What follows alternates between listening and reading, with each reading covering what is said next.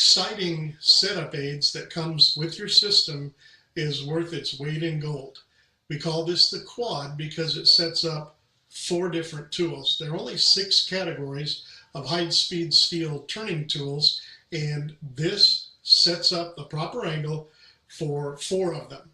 Now, these angles are not all the angles there are, but they are the most common angles, and they work for most of the people, most of the time, in most situations.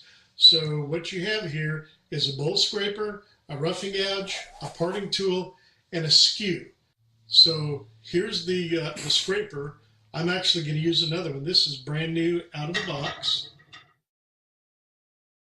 We have a spindle roughing gouge. We have a parting tool. And we have a skew. So let me show you how it works over here on the machine. This is a bowl scraper with an 8-degree bevel on it. It's 8 degrees off of vertical. So it's actually fairly blunt. That way it's not real aggressive and it's not catchy. So in order to set up our bowl scraper, we're going to set it up at 8 degrees. And the way it works is you have 2 points of contact. The void here is to compensate for wheel wear.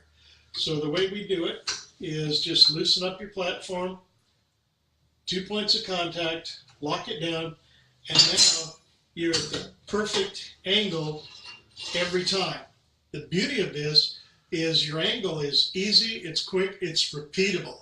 The next time you need to grind this, you're going to take off the minimum amount of steel, which means your tools are going to last a lot longer. It works exactly the same with all the tools. This is a parting tool, and the parting tool setting here is 30 degrees or 60-degree included angle. So loosen up your platform, make 2 firm points of contact, lock it down, and you're good to go. So you sharpen one side here, the other side here.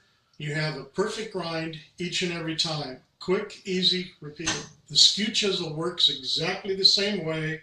When we look at our quad, we find out that we want to sharpen the Skew Chisel at 21.5 degrees. That's a very steep angle, so adjust the length accordingly. Loosen up your platform, make 2 firm points of contact, lock it down, and then you're ready to get that perfect grind.